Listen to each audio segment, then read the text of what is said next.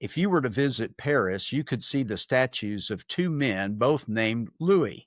The first is Louis XIV, France's absolute monarch, who is remembered today chiefly for his exclamation, "I am the state." He represents one of the supreme achievements of greatness through power. His philosophy of life was that the whole nation and world, insofar as he could compel it, should serve him. A less pretentious statue a few blocks away is of Louis Pasteur. He has no uniform, no badge of office, no sword, no crown. He was a servant of humanity and God. His life of unselfish devotion conferred immeasurable benefits upon all humanity through overcoming disease and suffering. Which of the two do you prefer? Greetings, patriots. I'm Perry Green, and this is God in America. Every so often, I get fed up with the hypocrisy of the anti-America Americans. We've just come off the No Kings weekend where millions of anti-Trump Marxists turned out to protest. The millions presume President Trump to be a dictator and will ascend the throne as our national monarch. Most missed the fact that a dictatorial tyrant would not allow opposition protests. I also find it interesting that most, if not all, of these protesters are members of a political party that took away their voice and selected their presidential candidate without a vote. That sounds dictatorial to me, and the people of that party blindly accepted it. Their actions remind me of Jeremiah 5, verse 31. He said, "The prophets prophesy falsely, and the priests rule by their own power, and my people love to have it so. But what will you do in the end?"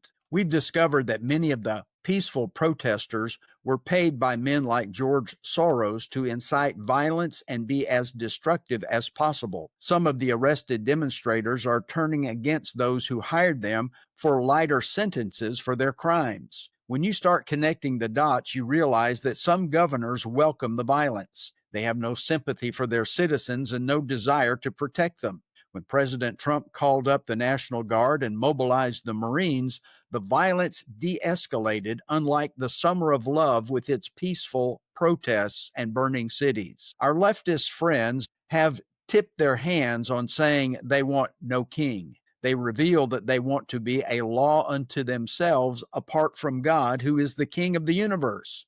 Rebellious people who reject law and order and the rightful place of government always demand their own way. The Bible continues to prove its accuracy as we watch our culture melt down. Certain Bible passages affirm God's wisdom and remind us why Thomas Jefferson said, "Can the liberties of a nation be thought secure when we have removed their only firm basis, a conviction in the minds of the people that these liberties are the gift of God?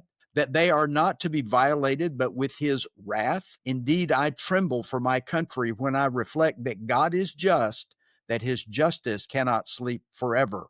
We'll consider these passages. First, Jeremiah 10, verse 23. "O Lord, I know the way of man is not in himself. It is not in man who walks to direct his own steps." Hebrews 3, verse 12 reads, "Brethren, beware lest there be in any of you an evil heart of unbelief in departing from the living God." We certainly do not want an earthly king to rule our nation. After the War of Independence, Americans were ready to crown George Washington as our first monarch. He could have been King George I of America. Instead, he and others at the Constitutional Convention chose to create a representative republic like God's divine council in Psalm 82 and Israel's organization in Exodus 18. We're not a democracy. We're not a monarchy. We, the people, govern the land through our elected officials. Yet we have a king. His name is King Jesus. Anyone who wants no king rejects his divine authority and reveals their true nature. The outcome of rejecting God's authority is found in Judges 21, verse 25.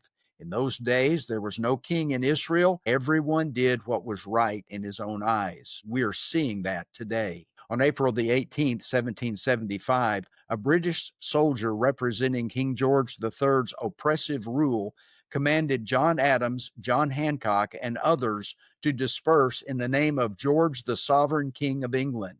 In a defiant response, Adams proclaimed, "We recognize no sovereign but God and no king but Jesus." It was a bold declaration that challenged the authority of the tyrannical King George III, who was also the head of the Church of England. In addition, the response revealed Adam's heart. He bowed the knee to Jesus, not George III.